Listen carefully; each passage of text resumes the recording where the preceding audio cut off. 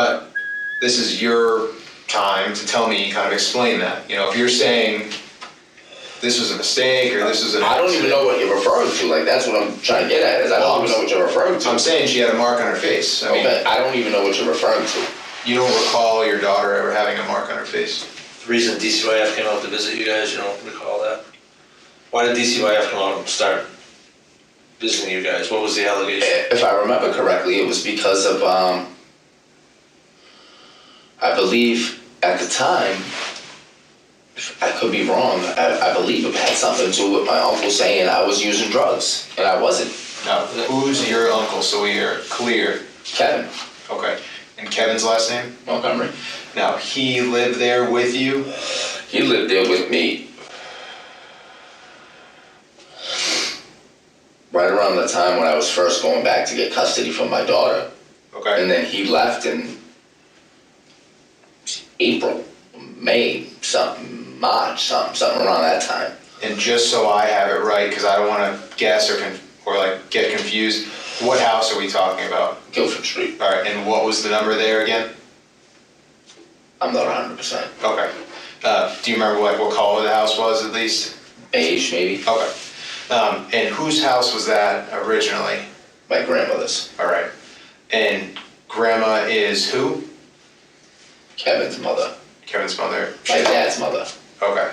So was it the Montgomery group living over on Guilford Street? Yeah, and they all moved out. My grandmother moved out in like January with my little brother, and they all moved down to Florida, and then Kevin went a couple months later. And so grandma, uncle Kevin, you said little brother, and who's he? My father's son, Michael. So Michael, that's what I meant. Like, what's his first name? Yeah, and his girlfriend. And his girlfriend. And is he still with that same girl now? I have no idea. Oh, so you don't talk to Michael anymore? No. Okay. What was that girl's name at the time? Because maybe she can help us to say that, like, this is... Kayla, I believe. So Michael's girlfriend's name was Kayla at the time? And you dated a Kayla at the time? Yeah. So it kind of got confusing in the house if somebody was yelling for Kayla? Yeah. Okay. All right, Greg, what do you got? Yeah, here's a great example of why baseline is going to matter. And like I always say, not the sitting at home on your couch eating Cheetos baseline, the in this room baseline. What we're going to see is him talking about facts. And we see facts. He opens up. He starts to illustrate. His body language is open. He's more alive. Everything comes to life. Well, why is he locking down and not doing that when he's talking about his daughter, but when it's about a house? So it's starting to give us, this cop, a chance to identify the trap, and he's working his way down the path now. So that's just one example. But when a person finds a place in a resistance point they want to hold on to, they should stick to it and stick to one kind of body language and not the other piece. Your language, your spoken words should match. Some of these are missing. There's a difference in where he's at. Suddenly he's touching his face out of baseline when they're asking questions about the little girl and all that. But when he goes back to this whole thing, when he talks about, I believe at the time, I could be wrong, you can hear him hedging around the time when this whole thing occurred. And then when he gets down to the actual facts of the house, he's opening up his hands, he's doing all this movement. And he's just edgy in general. So when we see this deviation, now we got a problem. And the reason that he's having this deviation and he's starting to lock up when he starts talking about the little girl and getting down to timeline is because these guys are building now a timeline they can track when the last time this little girl was seen. They're not casually asking any of these questions. The house has nothing to do with the house. The house has to do with the last time this little girl was seen. The car has nothing to do with the car as they're talking about this. It has to do with timeline, it has to do with the last time this little girl was seen. So watch for it. Watch him be more open, more telling with his hands and with body language, and then less when he gets to this girl. It's a big deal. Scott, what do you got? All right. Now we're seeing a lot of face touching, and we see it 3 times. And this is an indicator that, again, this is a high stress. We keep saying over and over and over. But sometimes you can take clusters that we're looking for, these groups of behaviors, and you can say, okay, he's touching his face a lot. Another thing about the face, that when he's smoking that cigarette, he touches his lips every time. He didn't just put it in his mouth and boom. I used to smoke a lot. So, you put it in there and, hey, what's going on and all that. But he pushes on his mouth when he puts it in there. So when we push on our mouth, that sends a signal to the brain to relax. So that lets us know and lets those guys know this guy's stress is really at a high level here. And let's add that underarm scratch to this cluster of behaviors we're going through. And when we talk about clusters, please listen to what we're saying. There's not one behavior that'll tell you for sure someone's being deceptive, lying, or telling the truth. We're looking for a group of them. So, and we say they suggest deception because we can't say that means he did this, that means he did that, or he's lying because he did this. Anybody tells you that, they're what I refer to as a Googling expert. They just Google all this stuff and they start telling you about it, and a bunch of that information is wrong or it's incomplete. So please keep that in mind as we go through this stuff. We say it suggests deception, and we're seeing things that suggest deception. And we can feel pretty confident because we've seen a whole lot of things that have suggested deception so far up to this point, or what things through research we know suggest or indicate deception.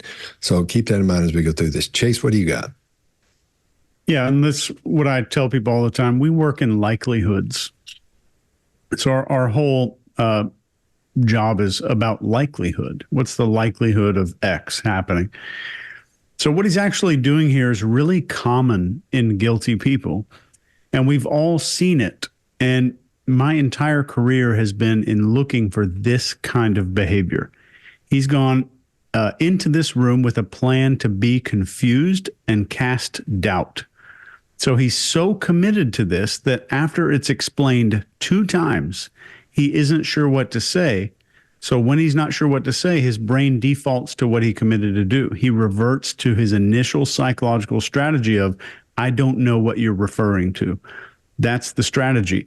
So this behavior of doubling down on being confused and not knowing anything can lead you into trouble, especially when the information is in front of your face and then you don't know what to do with it and you default to pretending like you're still confused. It doesn't answer the question about recalling his daughter with a mark on her face. Doesn't answer it. And then he says, and listen to this. I think I'm getting them all here. If I remember correctly, it was because, I believe at the time, I could be wrong. I believe something to do. This might be one of our top 5 most qualified statements in the history of the behavior panel. It's filled with self-restraint behavior, a behavioral change to upward tone, confirmation glances between the interviewers, hesitancy, and it's hesitancy to a reasonable question. So if I asked you, like, what's 37 times 904, there would be hesitancy there. If I ask you, what's your name, and you hesitate for a few seconds, those are 2 different types of hesitancy. So we're seeing hesitancy to something that he should reasonably know. And the interrogator shows us how capable and easy it is for him to ask questions that aren't about the daughter. He answers everything openly that aren't about the daughter. And he starts instantly responding to everything there. Still lots of self-restraint behaviors, but the largest spike in stress response is about his daughter and going to speak to Kayla. Specifically when the interrogator mentions that woman, or when he brings her up because of the question. And I'm sure in their mind, the moment they saw this, if the interrogators did see it, they made a note to talk to Kayla as soon as humanly possible, if they hadn't already. Greg, what do you got? Mark, what do you got? Yeah. Somebody.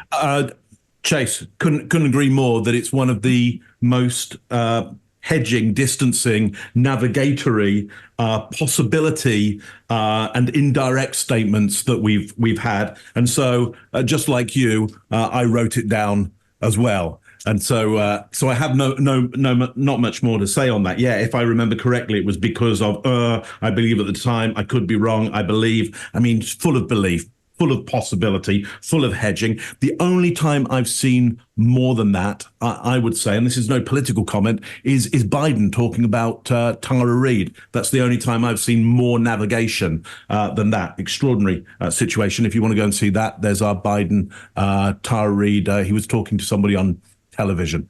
I can't remember who it was. MSN, yep. That's right.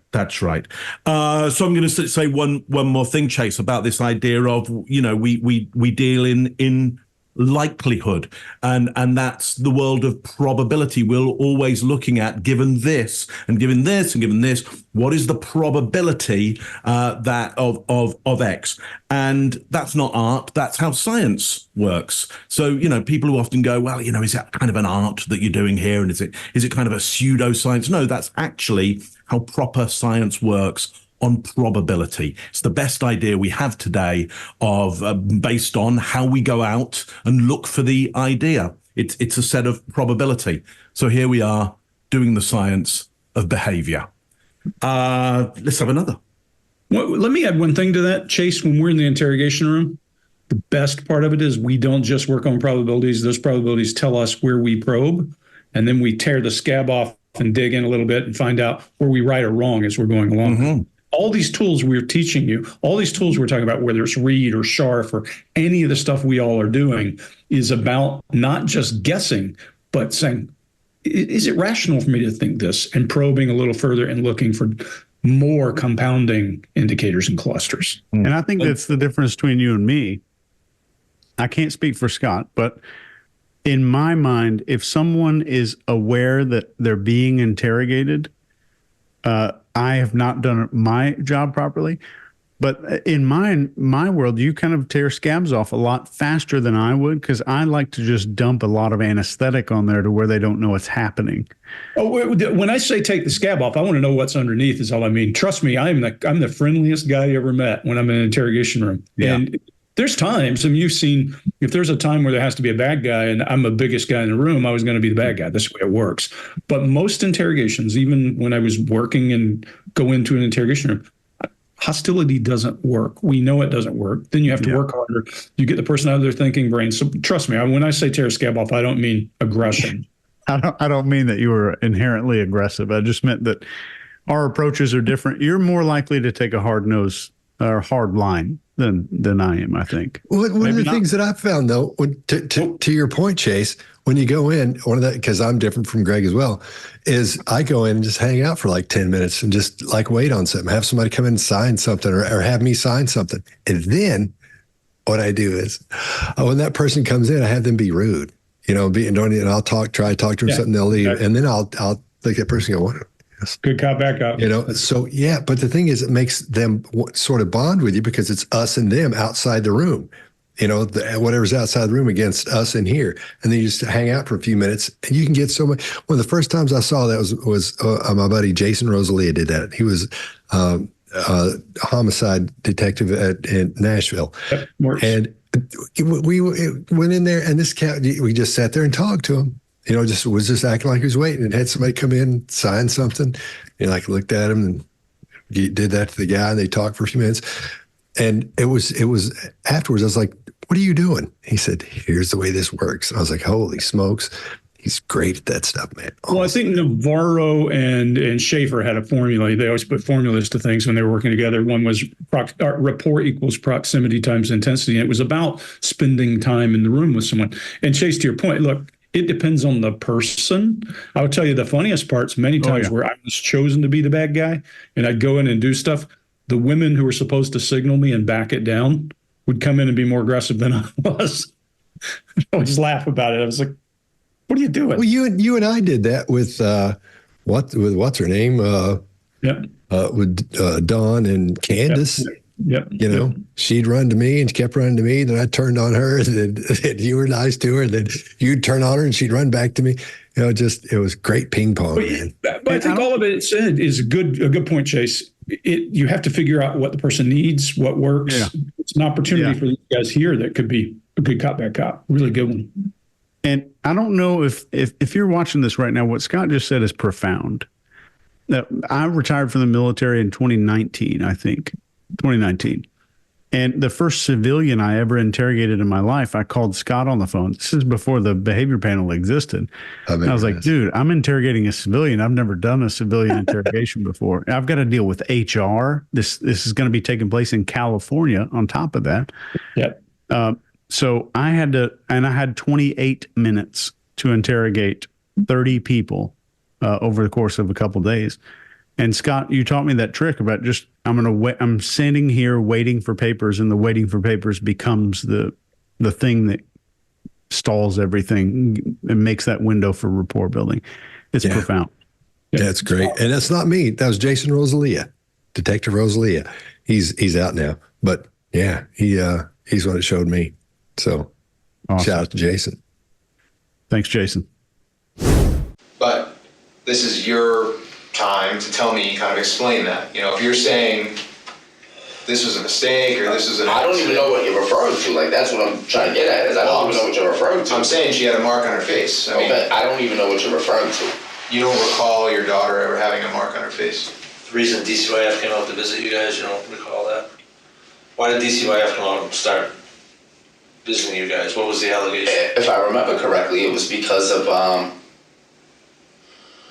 I believe at the time, I could be wrong, I believe it had something to do with my uncle saying I was using drugs, and I wasn't. Now, who's your uncle, so we are clear? Kevin Okay. And Kevin's last name? Montgomery. Now, he lived there with you? He lived there with me right around the time when I was first going back to get custody from my daughter. Okay. And then he left in April, May, March, something around that time. And just so I have it right, because I don't want to guess or like get confused, what house are we talking about? Guilford Street. All right, and what was the number there again? I'm not 100%. Okay. Do you remember what color the house was at least? Beige, maybe. Okay. And whose house was that originally? My grandmother's. All right. And grandma is who? Kevin's mother. Kevin's mother. My dad's mother. Okay. So was it the Montgomery group living over on Guilford Street? Yeah, and they all moved out. My grandmother moved out in like January with my little brother, and they all moved down to Florida, and then Kevin went a couple months later. And so grandma, uncle Kevin, you said little brother, and who's he?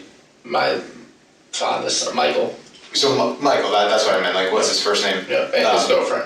And his girlfriend. And is he still with that same girl now? I have no idea. Oh, so you don't talk to Michael anymore? No.